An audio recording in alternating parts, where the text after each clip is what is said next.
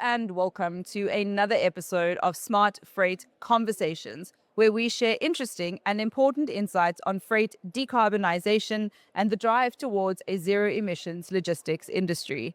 I'm Andy Golding, Director of Strategic Services here at Smart Freight Center, and I'll be your host for today. In this episode, we're exploring how large global shippers are driving decarbonization across complex supply chains, working with logistics partners and embedding sustainability into procurement and scaling low emissions solutions across global operations.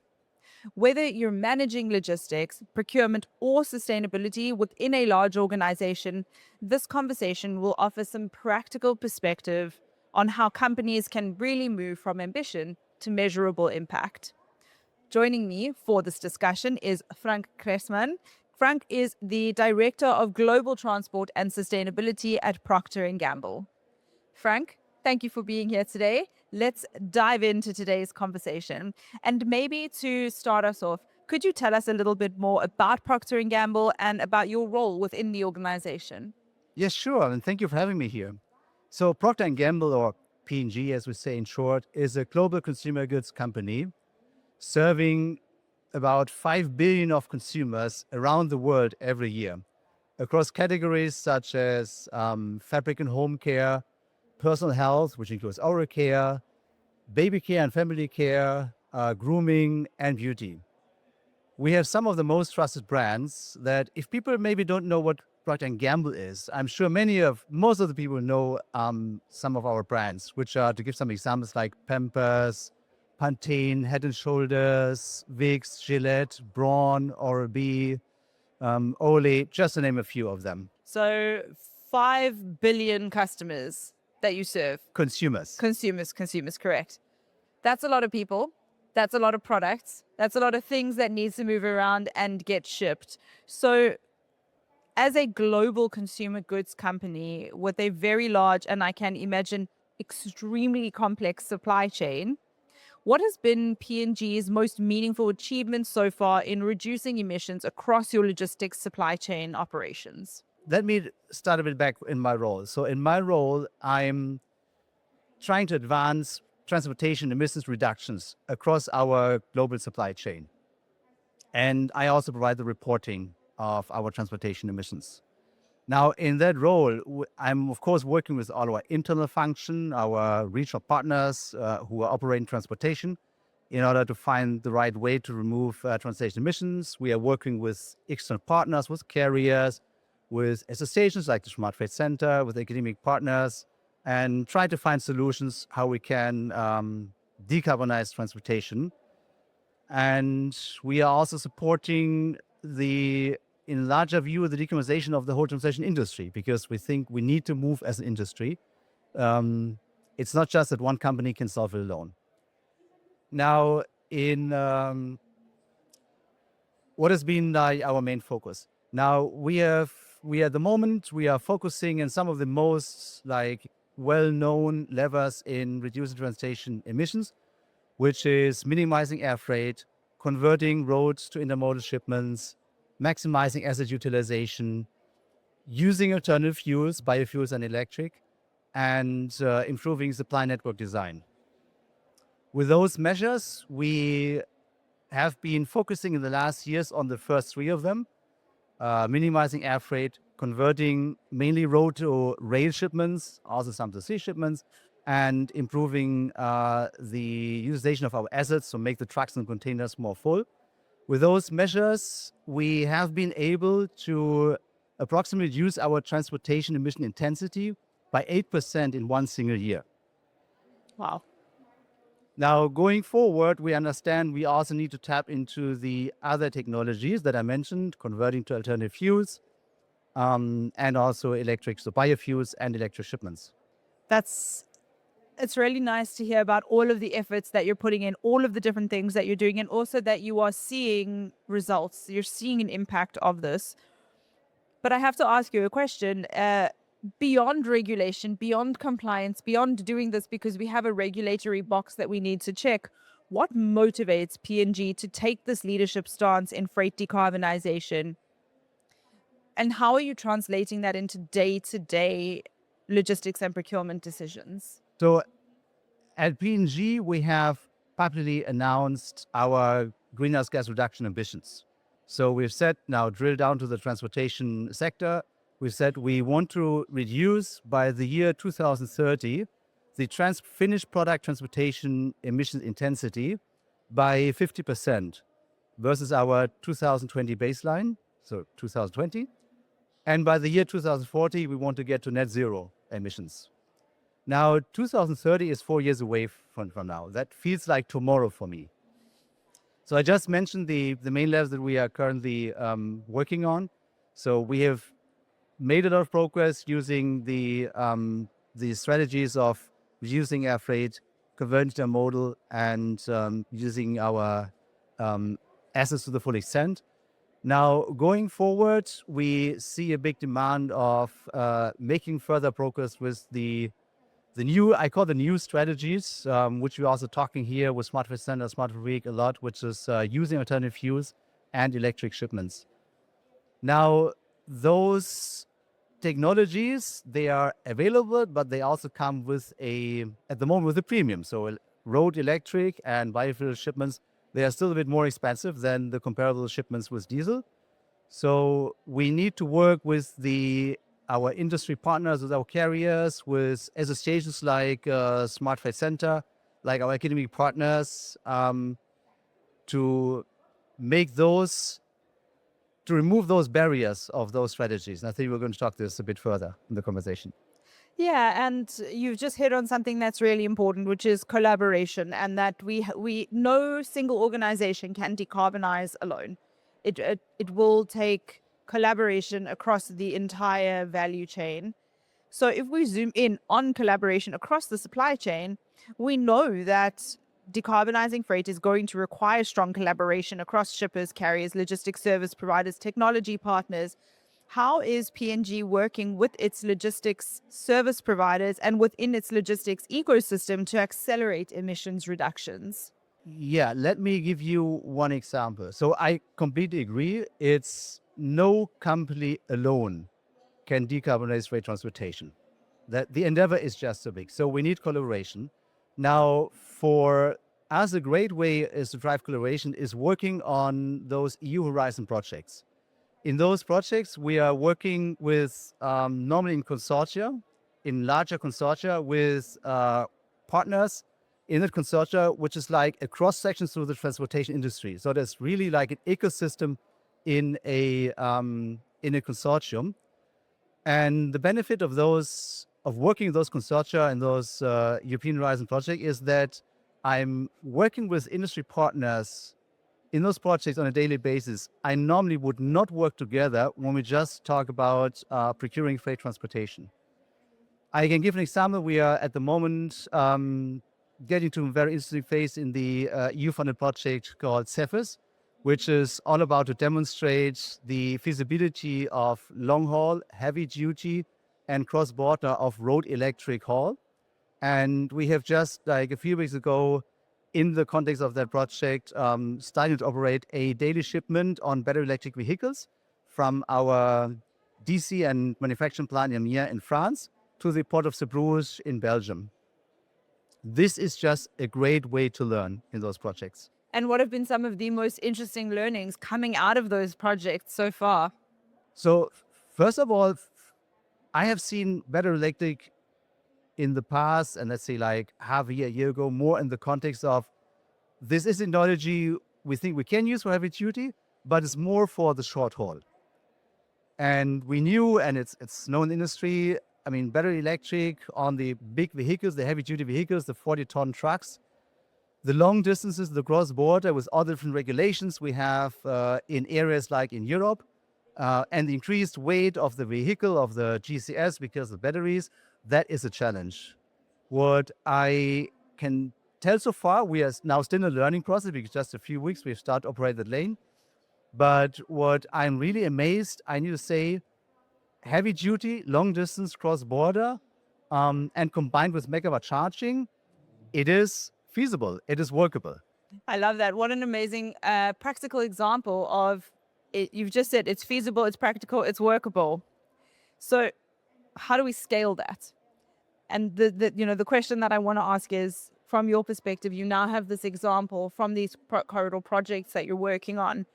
What are the biggest barriers to scaling this low emission freight solution or other low emissions freight solutions for that matter? And how do we scale them across global supply chains? Yeah, let me use here another example that we are working parallel. So I said on the alternative fuels, I see like the two big pillars, electrification and biofuels. We are also, we know that because of the current infrastructure and the situation, it will not be possible and also the assets which are available. I mean, we cannot just start from 0 to 100% electrification. So I see biofuels as a very interesting technology because obviously with drop-in fuel HGO, it can run on existing equipment and it is an available technology, but it requires some additional steps. Now, we also know that biofuel is a bit more expensive than diesel. Yeah. So we need to work on concepts, and here the Smart Freight Center supported book and claim framework is the right framework that we need. Why is the right framework? Because it allows the carrier to utilize and operate biofuel in the locations where it's for the carrier most inexpensive to fuel. Most often they buy it in bigger bulk and go through their pumping stations. But then, of course, they can only use the fuel in the context of their hub environment. But with book and claim, we can execute biofuels with the carrier. They consume the fuel, but they can allocate the environmental benefits to us via the book and claim. Now, we just have worked out in a collaboration with the carrier, with European carriers and a verifying body, a system that allows us to tap into those low emission transports, but yet having also an audible and transparent way of claiming those environmental benefits. In that context, we have developed a biofuel SOP, which contains those three pillars. It's the policy that defines the rules on the feedstock that we allow for the transportation, the governance process that we want, and also the reporting methodology. It has an operational guidance in which the carrier established a book and claim framework where they can track the fuel that they have procured and consumed and how much of them they allocate to the customer, which in that case would be to us, and also a scheme for verifying body who assesses then the consumed volumes and the systems.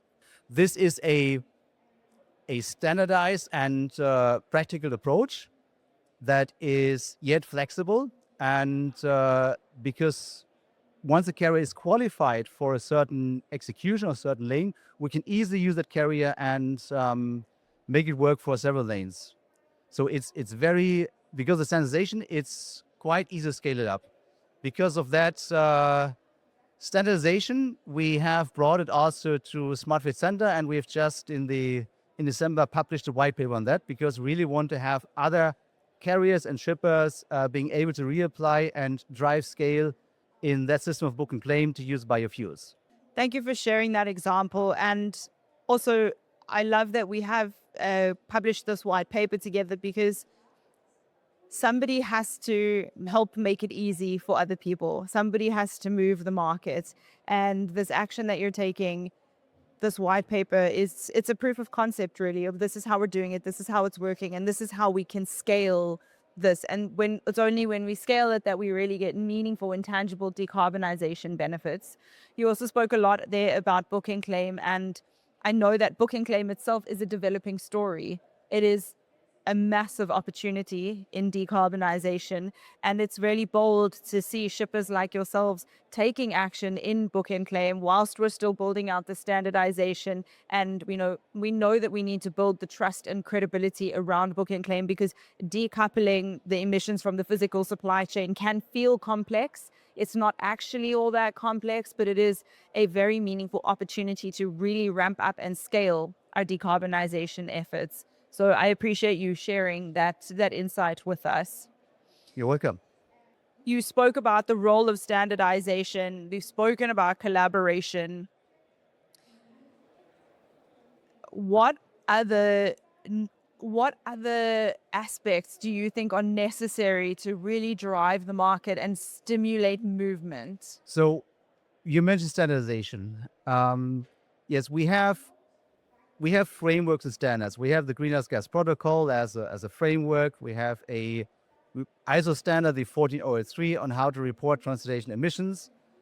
And those standards are important. They define very clear and transparent rules, and it allows to compare transportation emissions across the industry. So those standards are important. Now, we know that those standards, they don't evolve every other year. And there's a good reason for it. They need to be worked out like very carefully, and whatever comes to standard needs to be like really deeply discussed and clear that this is the right way to do. So standards don't evolve that quickly. And the ISO 14003 was published in April 23. This is 3 years ago. And this actually went at the Smart Grid Week back in April 23. The book and claim framework was actually announced. So we have seen that book and claim and other new technologies, they are evolving much faster than those standards can evolve.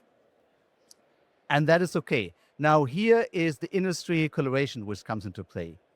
Because we as an industry, we need to take this mindset of those standards, take those, like the mindset of how to report, how to create transparency, how to create audibility, and evolve this into industry standards.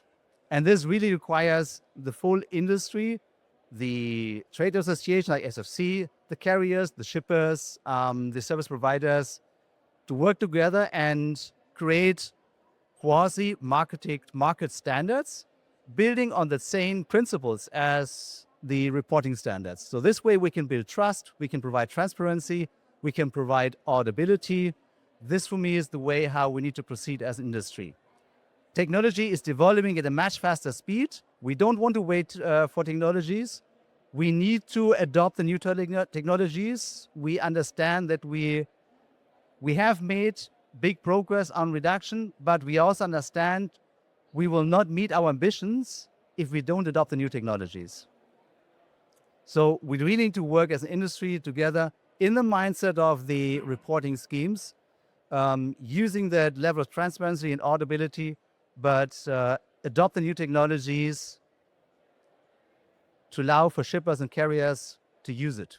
We need them to reduce our greenhouse gas emissions. If that's not a great rallying cry, I don't know what is. We need to work together as an industry. And you're right. You're 100% right. We need to come together. And I do think that that is where organizations like Smart Freight Center and events like Smart Freight Week can really bring industry together. We also obviously have our shippers circle at Smart Freight Center, which brings shippers together to navigate all of this complexity in a space where everybody is driving forward towards decarbonization. But we're also having this conversation from the perspective of the work is already happening and from the perspective of people who understand the work and understand what needs to happen. What about the people who are just getting started? And for this, I want to ask you about the capacity building and education side of this. What is the role of training and internal capacity building in helping teams to really rally up and accelerate their efforts? Yeah. Oh, that is a good question. Now, I could say the obvious, capability building is very important, but there's actually much more behind than most of people think. Many of the teams, operational teams in logistics, purchasing, leadership teams, whoever's organized or whoever's involved in executing and making transformation decisions, those teams are making daily decisions. And as a company, we are shipping like daily hundreds of trucks. So we daily have to make, in those teams, decision on transportation, which mode to choose, if we want to convert a transportation mode to another mode, if there are various options. The teams need to understand the emission intensity of those modes. This is not what people normally in the standard curriculum of training people in transportation operations and purchasing. This is not part of the standard curriculum. Yep. Understanding emission intensity, understanding the impact of intensity and absolute emissions, understanding the impact that I'm doing with my decisions in my personal space on what at the end is landing in the company's reporting emissions report. That is something we need to train ongoing the organization. We need to treat emissions and emissions reductions with the same level of rigor as we treat any other business decision in the organization. And this need to be trained. It's not falling from the sky. Oh, I love that. Can I frame that and make it a quote that we need to treat emissions and emissions reductions with as much rigor as we treat all other business decisions. And this really is where sustainability and emissions reduction and decarbonization need to become embedded in every decision that we make. And the role of education, exactly as you said, if people don't understand how they make decisions and how those decisions impact overall emissions of the entire organization, we can't expect that they would make different decisions. And so we have to help people, we have to educate them, create that context. And it's only once they have that context, once they have that big picture thinking in which to operate, that they can make better decisions. I always say if you want to make the right decision, you need to understand what right looks like. I love that. I'm going to frame that one too. If you want to make the right decision, you have to understand what right looks like. That's exactly how it is. You're It sounds very 100%. simple, yes, and it's obvious.